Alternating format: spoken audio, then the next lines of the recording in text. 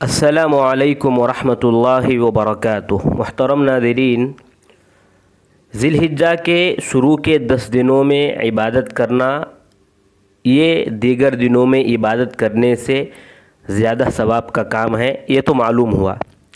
اللہ کے نبی صلی اللہ علیہ وسلم فرماتے ہیں ما من ایام العمل الصالح احب الی اللہ فیہن من هذه الایام۔ اب ایک بات یہاں پر یہ پیدا ہوتی ہے کہ روزہ بھی نیک اعمال میں سے ہے، نیکیوں میں سے روزہ بھی ہے، تو کیا آدمی روزے رکھ سکتا ہے یا نہیں؟ ایک سوال پیدا ہوتا ہے۔ اب یہ روزوں کے تعلق سے 2 روایتیں ہیں۔ ایک روایت ہے عائشہ رضی اللہ تعالی عنہا کی، فرماتی ہیں کہ نبی صلی اللہ علیہ وسلم نے عشرہ یعنی ذی الحجہ کے شروع کے 10 دنوں میں روزے نہیں رکھے۔ یہ مسلم کی روایت ہے۔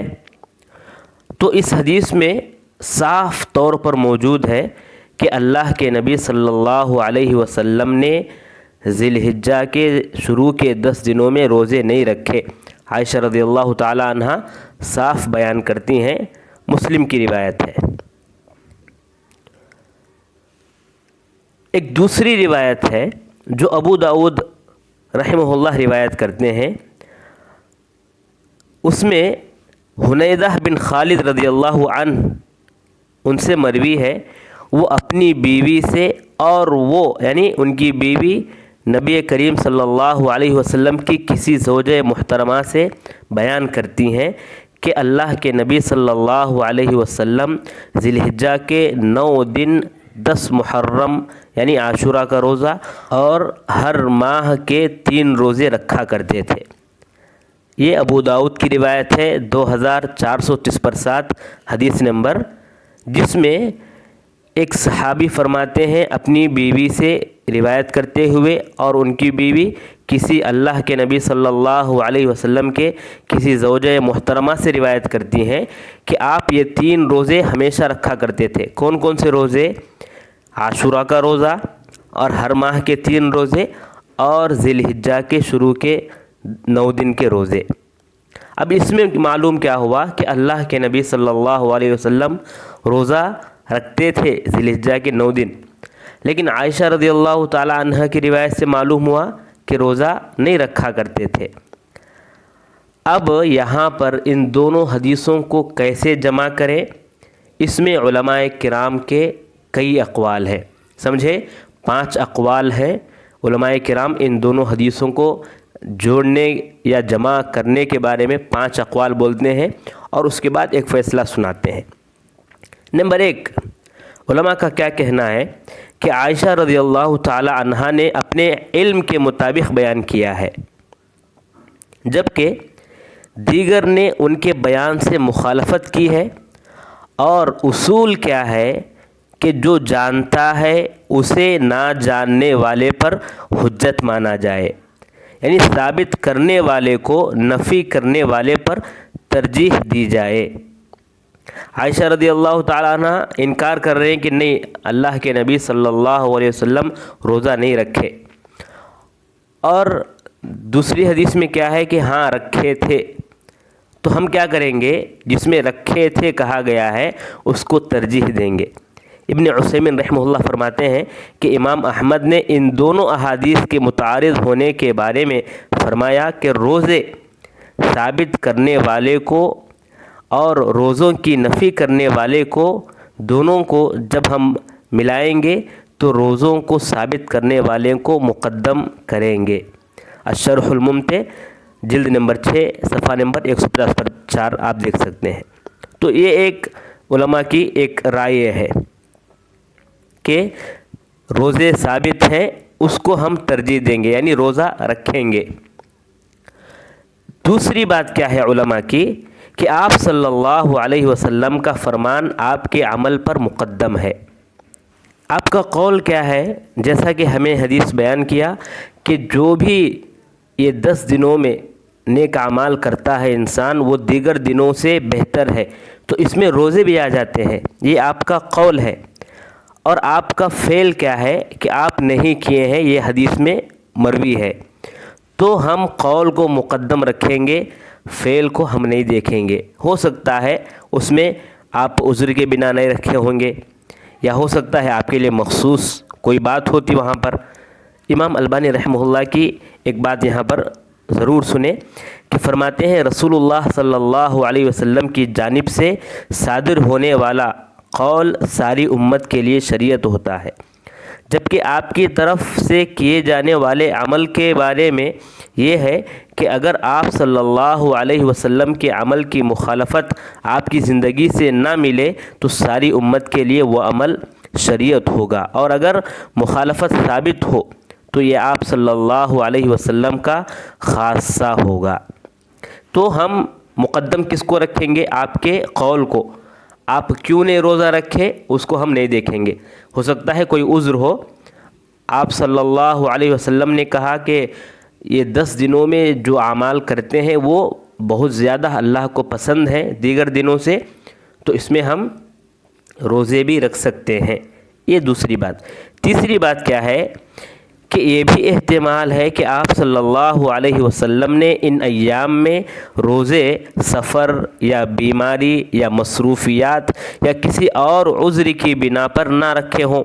چنانچہ عائشہ رضی اللہ تعالی عنہا نے وہی بیان کر دیا جو انہوں نے دیکھا، جیسا کہ امام نووی رحمہ اللہ فرماتے ہیں کہ عائشہ رضی اللہ عنہا کی حدیث ہے کہ میں نے رسول صلی اللہ علیہ وسلم کو کبھی بھی ذوالحجہ کے عشرے میں روزہ رکھتے ہوئے نہیں دیکھا، اور ایک روایت میں ہے کہ آپ نے عشرہ ذی الحجہ کے روزے نہیں رکھے۔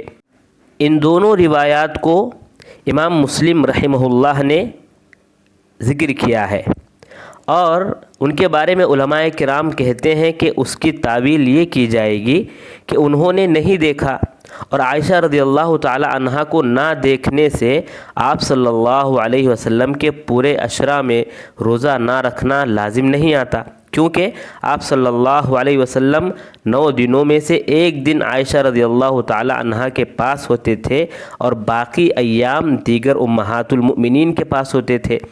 یا یہ بھی ہو سکتا ہے کہ آپ صلی اللہ علیہ وسلم کبھی عشرہ ذی الحجہ کے کچھ دنوں میں روزہ رکھے ہوں اور کبھی پورے عشرے میں روزہ رکھے ہوں، کبھی سفر، بیماری یا کسی بھی عذر کی وجہ سے چھوڑ دیتے ہوں۔ تو یہ توجیہ اگر ہم سامنے رکھیں گے تو تطبیق ہو جائے گی۔ یہ امام نووی رحمہ اللہ فرماتے ہیں، جلد نمبر 6 صفحہ نمبر 441 المجموع کتاب۔ امام شوکانی رحمہ اللہ فرماتے ہیں کہ عشرہ ذی الحجہ میں ہر قسم کے عمل کی فضیلت پر دلالت کرنے والی احادیث پہلے گزر چکی ہیں، یعنی وہ پہلے بیان کرتے ہیں۔ پھر اور روزہ بھی انہی کے ضمن میں آتا ہے، جبکہ صحیح مسلم کی عائشہ رضی اللہ تعالی عنہا والی روایت میں نے نبی صلی اللہ علیہ وسلم کو عشرہ ذی الحجہ میں روزہ رکھتے نہیں دیکھا، اس کے بارے میں علماء کرام کہتے ہیں کہ اس سے مراد یہ ہے کہ آپ صلی اللہ علیہ وسلم نے کسی وجہ کے بنا یا بیماری یا سفر، ان تمام چیزوں کے بنا آپ نے نہیں رکھا۔ یا یہ بھی کہا جا سکتا ہے کہ عائشہ رضی اللہ تعالی عنہا کے نہ دیکھنے سے یہ لازم نہیں آتا کہ آپ صلی اللہ علیہ وسلم نے روزہ ہی نہیں رکھا ہوگا، کیونکہ آپ صلی اللہ علیہ وسلم کے فرمان سے یہ ثابت ہو چکا ہے کہ عشرے میں روزے رکھنا شرعی عمل ہے، جیسے کہ آپ حدیث میں سن چکے ہیں، اور نبی صلی اللہ علیہ وسلم کے قول پر عمل نہ ہونے کی وجہ سے اس کی مشروعیت پر کوئی اثر نہیں پڑتا۔ یہ نیل الاوطار میں جلد نمبر 4 صفحہ نمبر 280 پر 3 میں آپ دیکھ سکتے ہیں۔ یہ ہوئی تیسری بات۔ اب چوتھی بات یہ بھی ہو سکتا ہے کہ نبی صلی اللہ علیہ وسلم نے ان روزوں کو عمدن بھی چھوڑا ہو، کیونکہ آپ صلی اللہ علیہ وسلم کسی کام کو پسند کرتے تو اس کام کو امت پر فرض ہو جانے کے اندیشے سے چھوڑ بھی دیتے تھے، جیسے کہ آپ صلی اللہ علیہ وسلم نے رمضان میں باجماعت تراویح ترک کر دی اور امت پر آسانی اور مہربانی فرمائی۔ چنانچہ امام بخاری 1128 اور مسلم 718 میں یہ روایت ہے کہ عائشہ رضی اللہ تعالی عنہ کہتی ہیں، میں نے آپ صلی اللہ علیہ وسلم کو چاشت کی نماز پڑھتے ہوئے کبھی نہیں دیکھا، لیکن میں یہ نماز پڑھتی ہوں کیونکہ آپ کسی کام پر عمل کرنے کا ارادہ ہونے کے باوجود اسے ترک کر دیتے تھے کہ کہیں لوگ بھی اس پر عمل شروع کر دیں اور پھر یہ ان پر فرض کر دیا جائے۔ حافظ ابن حجر رحمہ اللہ فرماتے ہیں کہ ابن عباس رضی اللہ عنہما کی حدیث سے عشرہ ذو الحجہ میں روزے رکھنے کی فضیلت کے بارے میں استدلال کیا گیا ہے کیونکہ روزے بھی نیک اعمال میں سے شامل ہیں۔ اس پر ابو داؤد وغیرہ کی نقل کردہ حدیث کو متعارض نہیں کہا جائے گا، جو کہ عائشہ رضی اللہ تعالی عنہا سے مروی ہے کہ آپ کہتی ہیں میں نے آپ صلی اللہ علیہ وسلم کو کبھی عشرہ ذو الحجہ میں روزے رکھتے نہیں دیکھا، کیونکہ یہاں یہ احتمال ہے کہ آپ صلی اللہ علیہ وسلم بسا اوقات کسی عمل کو چاہتے ہوئے بھی نہیں کرتے تھے، کہیں آپ کی امت پر یہ فرض نہ ہو جائے۔ فتح الباری جلد نمبر 2 صفحہ نمبر 460۔ یہ ہوئی چوتھی بات، یعنی آپ صلی اللہ علیہ وسلم اس لیے روزہ نہیں رکھے ہوں گے کہ کہیں یہ امت پر فرض نہ ہو جائے، لیکن آپ قول میں تو بیان کر دیے ہیں کہ اس میں ان دنوں میں 10 دنوں میں نیک اعمال جتنا زیادہ کرو گے اللہ کو زیادہ پسند ہے۔ پانچویں بات کیا ہے؟ پانچویں بات یہ ہے کہ بعض علماء نے یہ بھی کہا ذی الحجہ کے 9 روزے رکھنے والی جو حدیث ہے وہ ضعیف ہے۔ کیوں ضعیف ہے؟ اس لیے کہ حنیدہ جو راوی ہیں ان سے مختلف روایات نقل کی گئی ہیں، چنانچہ کچھ اسانید میں حنیدہ کی اپنی بیوی سے اور وہ کسی ام المؤمنین سے اور وہ نبی صلی اللہ علیہ وسلم سے روایت ہے، اور کچھ میں حنیدہ ام المؤمنین حفصہ رضی اللہ تعالی عنہا سے براہ راست بیان کرتے ہیں، اور بعد میں وہ اپنی والدہ سے وہ ام سلمہ سے بیان کرتے ہیں۔ تو اب یہ تمام چیزیں ہیں، اس سے جو ہے بعض علماء نے کہا کہ یہ حدیث ضعیف ہے اور وہ حدیث صحیح ہے، جیسا کہ آپ دیکھ سکتے ہیں نصب الرایہ جلد نمبر 2 صفحہ نمبر 150 پر 7۔ خیر، اگر خلاصے کی بات کریں تو ابن عباس رضی اللہ تعالی عنہما کی حدیث عموم کی وجہ سے ان دنوں میں روزہ رکھنے کی شرعی حیثیت باقی رہے گی۔ ابن عثیمین رحمہ اللہ فرماتے ہیں، ان سے جب سوال کیا گیا اسی کے متعلق تو انہوں نے کہا نبی صلی اللہ علیہ وسلم سے اس عشرے میں روزہ رکھنے کے عمل سے بھی زیادہ مؤکد چیز بیان کی گئی، وہ یہ ہے کہ آپ صلی اللہ علیہ وسلم نے ان دنوں میں روزہ رکھنے کی ترغیب دلائی ہے اور فرمایا اللہ کے یہاں ایسا کوئی عمل نہیں ہے جو ان 10 دنوں میں کیے ہوئے اعمال سے بھی افضل ہو۔ صحابہ نے کہا اللہ کے رسول جہاد فی سبیل اللہ بھی نہیں؟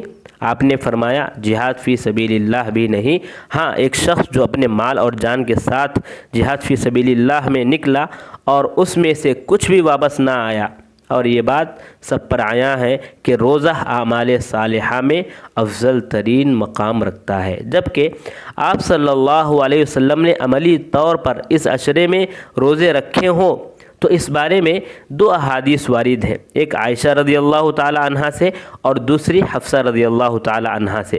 چنانچہ عائشہ رضی اللہ تعالی عنہا کی حدیث یہ ہے کہ میں نے کبھی بھی آپ صلی اللہ علیہ وسلم کو عشرہ ذو الحجہ کے روزے رکھتے ہوئے نہیں دیکھا، جبکہ حفصہ رضی اللہ تعالی عنہا کی حدیث میں ہے کہ نبی صلی اللہ علیہ وسلم کو کبھی بھی اس عشرے کے روزے نہیں چھوڑتے دیکھا ہے۔ اور جب کسی مسئلے میں 2 احادیث آپس میں متعارض ہوں تو جن میں سے ایک تردید پر مشتمل ہو اور دوسری تائید پر، تو تائید کرنے والی حدیث کو ترجیح دی جاتی ہے۔ اسی لیے امام احمد نے کہا حفصہ کی حدیث تائید میں ہے اور عائشہ رضی اللہ تعالی عنہا کی حدیث تردید میں ہے، تو تائید کرنے والی حدیث کو مقدم رکھا جائے گا۔ اور اس کے بعد بولتے ہیں کہ ایک اصول آپ جان لیں، کیا ہے کہ جب کسی حدیث میں نبی صلی اللہ علیہ وسلم کے قول سے کوئی سنت ثابت ہو رہی ہے تو آپ صلی اللہ علیہ وسلم کے قول کو اپنا لو، کیونکہ اس پر عمل کرنے کے لیے یہ شرط نہیں ہے کہ ہم رسول اللہ صلی اللہ علیہ وسلم کے یا آپ کے صحابہ کرام کا عمل اس پر دیکھیں۔ اگر یہ دیکھنا شروع کر دیں گے تو کئی ایسے عمل ہیں جو ہم نہیں کر پائیں گے۔ تو اس سے ہمیں یہی معلوم ہوتا ہے کہ ہم الفاظ کو لیں، اللہ کے نبی صلی اللہ علیہ وسلم جو دلیل ہمارے پاس موجود ہے اس کے لحاظ سے ہم عمل کرنا شروع کریں۔ یہ امام ابن عثیمین رحمہ اللہ فرماتے ہیں۔ خلاصہ یہ ہے کہ آپ روزہ رکھ سکتے ہیں 9 دنوں میں، چاہے تو آپ روزہ رکھ سکتے ہیں، یہی علماء کا خلاصہ ہے۔ اللہ تبارک و تعالیٰ سے دعا ہے اللہ تبارک و تعالیٰ ہمیں بولنے اور سننے سے زیادہ عمل کی توفیق عطا فرمائے، آمین یا رب العالمین۔